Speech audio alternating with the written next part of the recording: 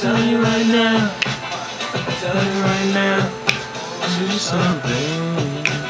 When I rise to the top, tell you right now. Sure, you ain't seen shit how it is, give him some carrots. Let me see this shit right here so niggas hear it. Everything about me life's fucking pathetic. Tell you right now, I see something.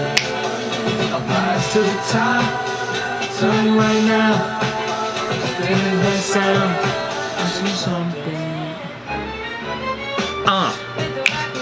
How's it going, y'all? It is, of course, your boy Raymond back up in here with another review video, and today we have got the long-awaited follow-up album to Tyler the Creator's Igor. It is now Tyler the Creator's new album, Call Me If You Get Lost. Following up 2019's Igor, which I absolutely adored, and like I mentioned in my Lumberjack video, I absolutely adored Igor.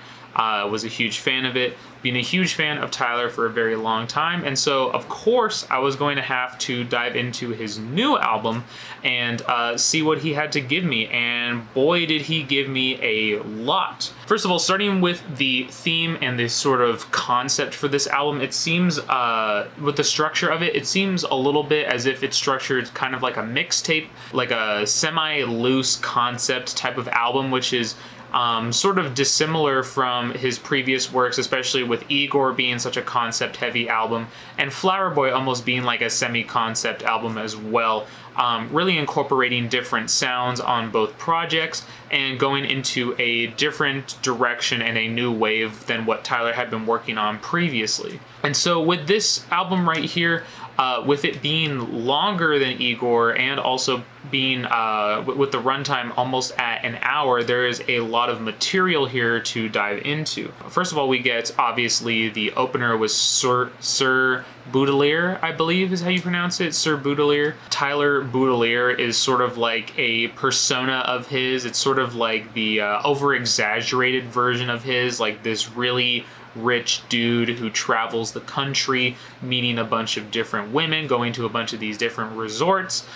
Sort of like the rich white boy version of Tyler the Creator, if you will. And so that sort of sets up the concept of the album and sort of sets up the sound that we're going to be experiencing for a lot of this thing. DJ Drama is going to be playing a huge factor into the sound and production of this album.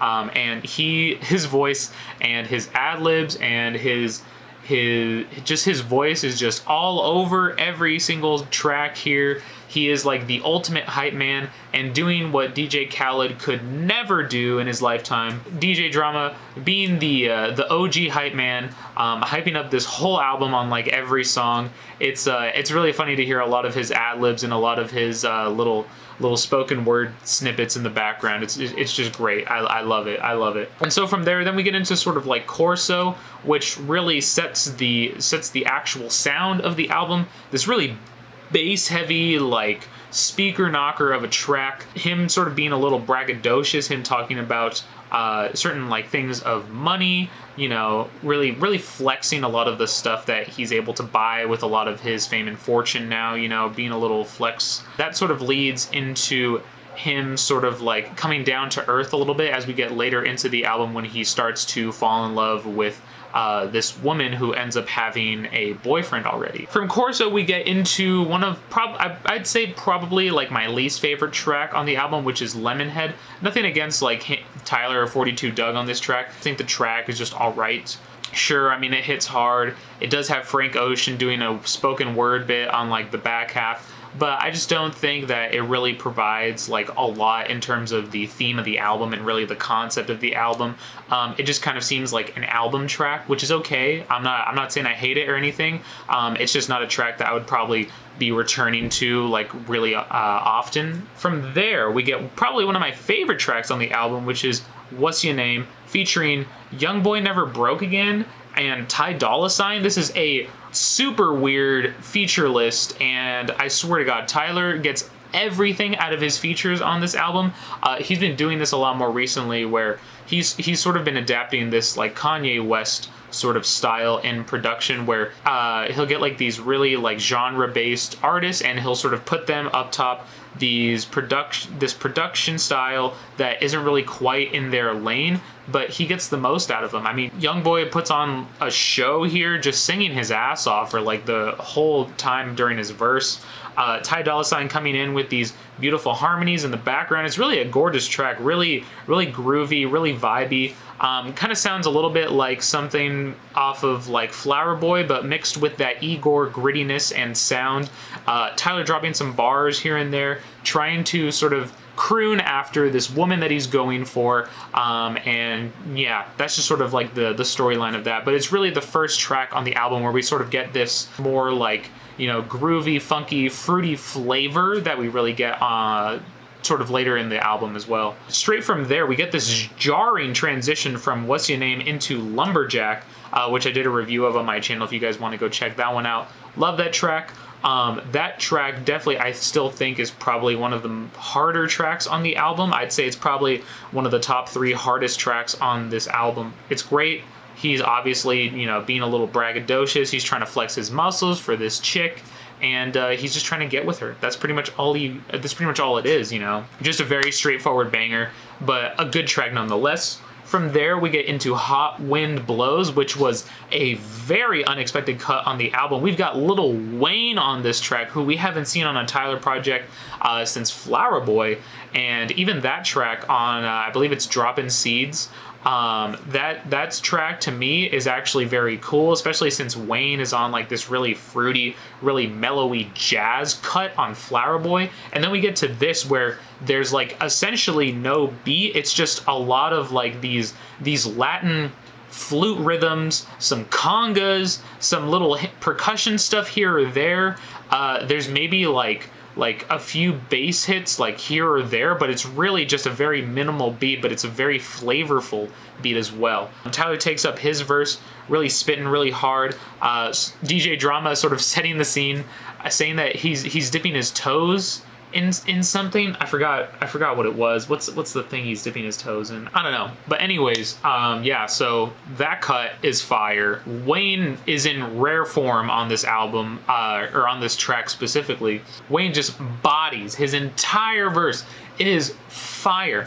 His rhyme scheme and his flow is just so iconic, and I love how every single rhyme and word that he comes out of his mouth, it seems like he's just tripping over himself as he's sort of like going along in his verses, and I love it.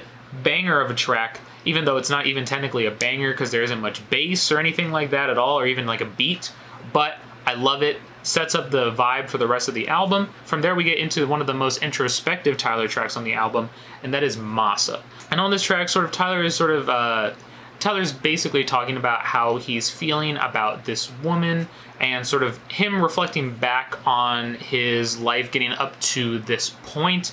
It's a really introspective track, and it's a really nice moment on the album. Beat is very minimal, not a lot going on in the background, some synths being overlaid here or there, but it's really got this like jazzy, tight jazz drum set going on in the background, really slow, grooved out 4/4s, and yeah, it's just a really nice track, very introspective, very nice moment for Tyler, and it's him sort of giving you the outplay of how the rest of the album is sort of going to play out in a way. From there, we get Run It Up, which is a very, I would say is probably like one of the weirdest tracks on the album.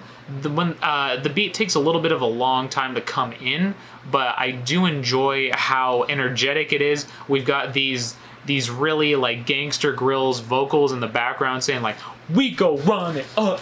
Basically like these chants in the background as if it's like a Brockhampton track or something like that. It's probably the most Brockhampton track on the entire album, if that is even like a comparison that you can really make at this point, since they wouldn't be here without Tyler. But yeah, this track is really cool.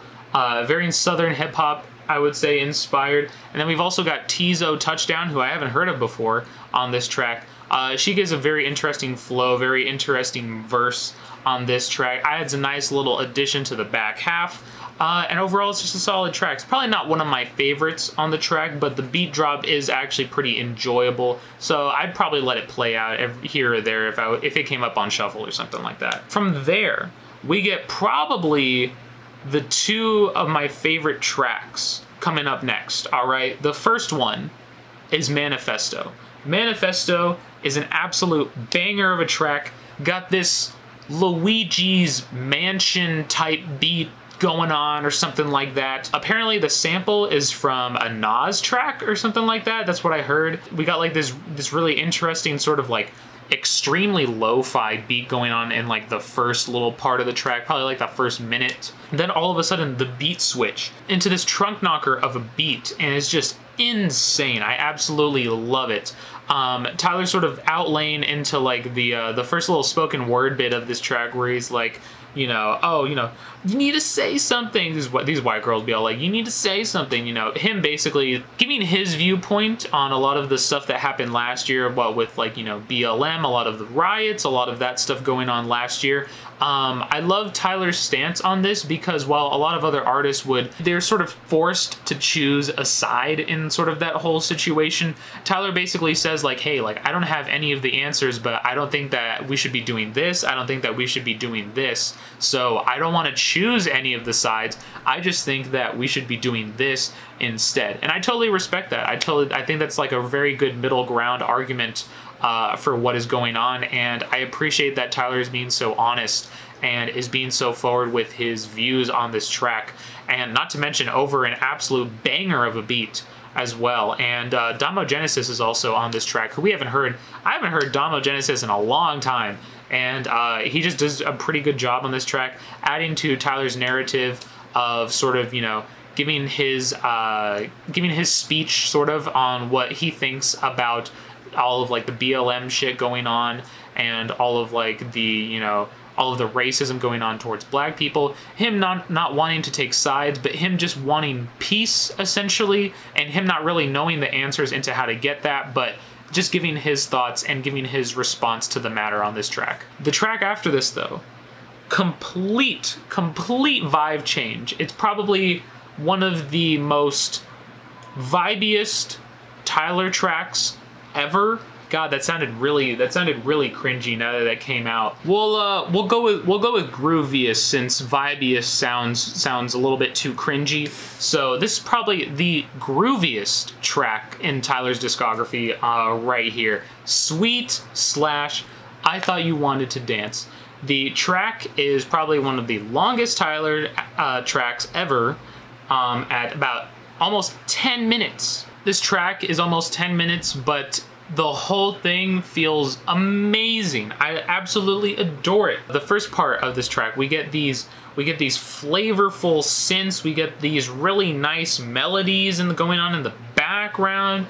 Tyler basically saying like, you're so sweet like sugar, you know, your name should be Sugar because you're so sweet. Basically crooning over this chick that he wanted to get with, obviously.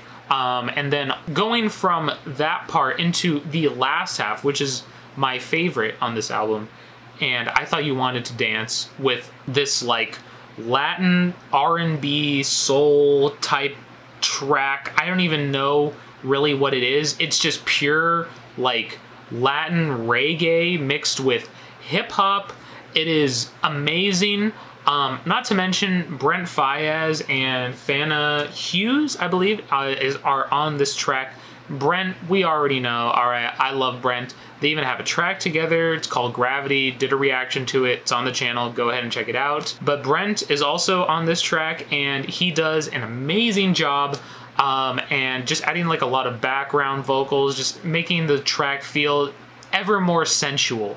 And Fana Hughes Fana Hughes is also in the background, who I also haven't heard of yet, but I guess I'm gonna have to start looking into her music now, because her background vocals mixed with Brent, also mixed with Tyler towards the back half, it just makes for just such like a beautiful harmonization. And it just makes for a beautiful track over these like really pretty Latin reggae hip hop grooves. I absolutely love it. It's probably my favorite beat that Tyler's ever done, honestly.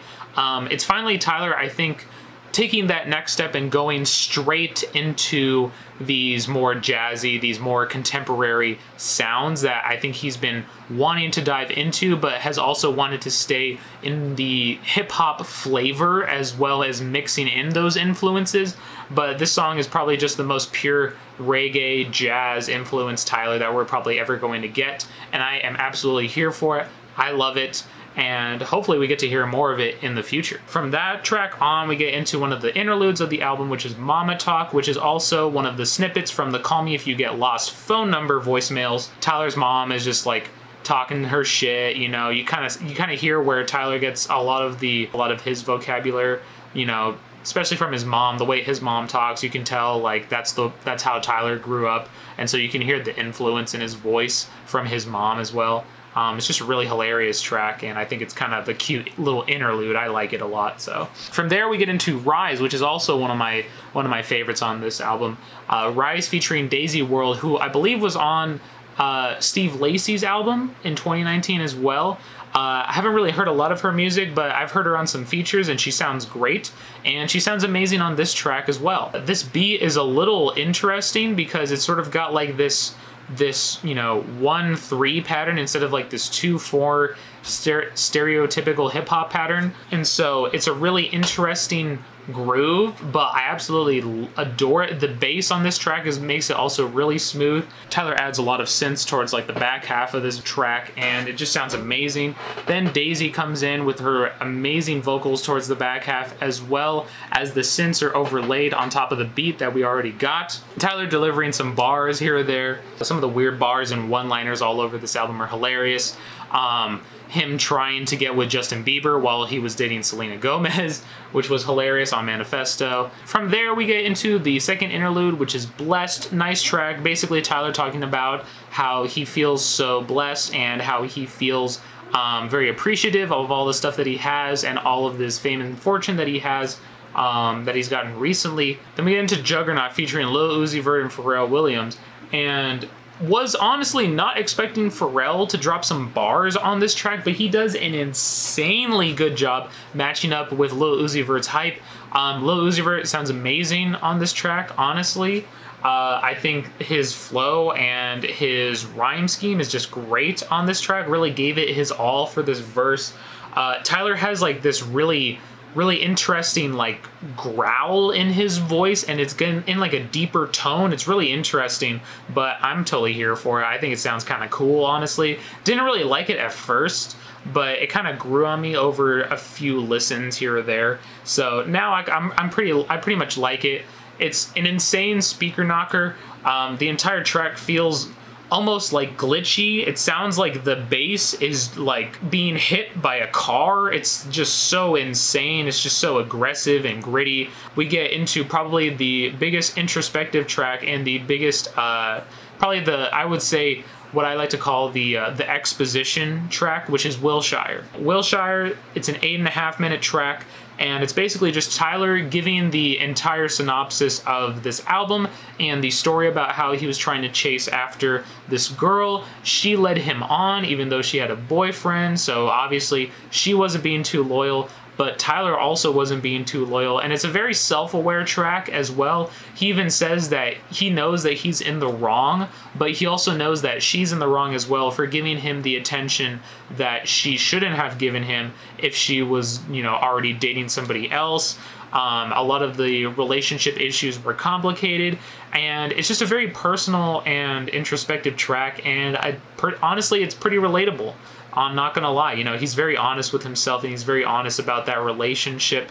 And as he said on Twitter, this whole album is just him being like as real as possible. So the fact that, you know, he went through something like this, and that he made like a whole track about it, and he's very personal with it, very detailed as well, is very nice, and it's very cool for him to be, you know, so upfront and so vulnerable like that. And I think it's a very interesting track. It's not a track that I would probably come back to that often just because it is so long and it's just kind of telling a story, but it's a nice introspective track to come back to if you're listening to this album all the way through. And then from there, the last track, Safari. The track basically sounds like what the title is. It's like those signature, you know, pan flutes come back in. These more Latin influences come back into the track. Tyler spits some more bars, and it's basically just, you know, the closer to the track. It's basically just the closer to the album. I really enjoyed it, and I think it's a great closer. I think it could have been better, maybe just like tied a little bit of a nicer bow around the whole album personally, but I think it's a good track nonetheless. That's the album. That is Call Me If You Get Lost. It's very dense. There's a lot going on. Tyler, I would say if there was any sort of sound or influence that you wanted more of, or that was missing on his previous albums like Igor and Flower Boy, I would say this is sort of like the culmination of all of his previous projects put into one. We've got sounds from Wolf. We've got the grittiness and the harsh style of production from Igor. We've got a lot of the prettier melodies and a lot of the synth parts from Flower Boy that are sort of mixed in on here as well. And even a little bit of the grittiness from Goblin. This almost feels like, you know, sort of what Tyler was trying to go for on Cherry Bomb, but it feels more realized. It feels more mature than a lot of his previous projects before, I would say, like Flower Boy and Igor. It feels like Wolf and Cherry Bomb and Goblin, all those projects.